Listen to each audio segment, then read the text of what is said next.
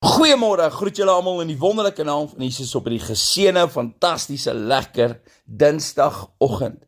Nou al die punte wat ons vir julle genoem het sover, gaan jy nooit kan aanhou doen sonder die belangrikste waarheid in jou huwelik wat jy nodig het nie. En wat is dit? Jy moet dit doen met God. Jy kan nie enigeen van hierdie punte volhou in jou huwelik sonder God nie. Jy kan dit nie sonder God doen nie. In die woord van God in Psalm 127 sê die volgende: As die Here die huis nie bou nie, te vergeefs werk die wat daaraan bou. As die Here die stad nie bewaar nie, te vergeefs waak die wagter.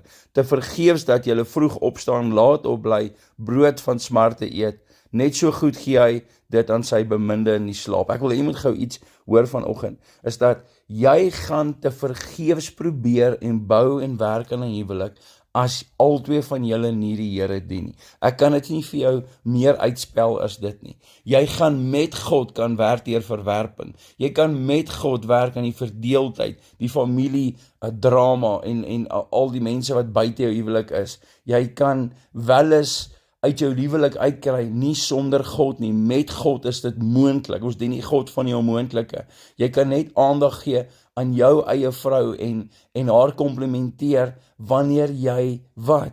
Wanneer jy dit doen met God. Jy kan net die vrou wees wat jy moet wees vir jou man met God.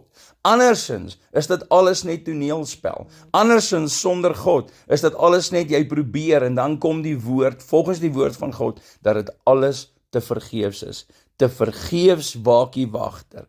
Te vergeefs bou jy as jy sonder die Here bou. So jy kan dit nie sonder God doen nie. So as jy 'n eggenoot het wat nie die Here dien nie, dan moet jy so vinnig as moontlik die wapens wat ons het in God se woord begin toepas dat hulle by die Here uitkom en die Here begin dien. Obviously vir ewigheidswaarde eerste, want ons bekering is nie om 'n beter huwelik te hê nie. Ons wedergeboorte is nie om meer geld te hê nie. Ons wedergeboorte is om hemel toe te gaan. Dis punt nommer 1.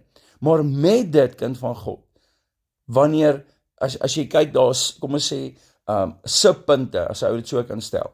Eerste is redding. Eerste is om hemel toe te gaan. En dan kan jy sê, is dat, ek wil hê my man met die Here dien, ek wil my vrou met die Here dien, omdat ek wil hê hulle met hemel toe gaan. Maar tweedens, dat ek ook 'n geseënde, Bybelse huwelik kan hê, waar die vrede van God sigbaar is in my huwelik, en dit is wat ek vanoggend, ek kom eintlik met hierdie begin het. Baie van die punte wat ek vir julle genoem het, en dis hoekom ek so hartseer is dat julle nie daai preek omgekyk het nie. Ek is so hartseer daaroor. Want as jy alles by mekaar gesit het in een boodskap, dis eintlik wat ons wou gehad het. So ek wil graag vir jou vanoggend sê is dat, jy kan deur al hierdie punte gaan, maar as jy nie dit gaan doen met die Alfa en Omega wat jou lei, jou bron is, jou rots is waarop jy bou nie, gaan jy dit nie maak in jou huwelik nie.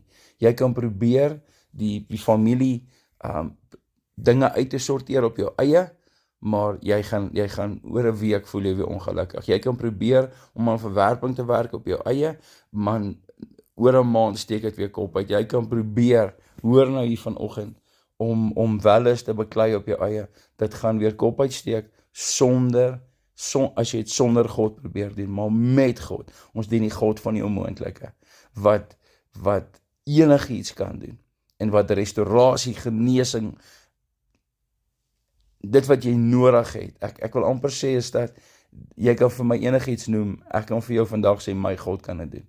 Maar jy kan dit net doen, wanneer albei 'n pad met die Here stap. Sonder God, gaan dit nie werk nie.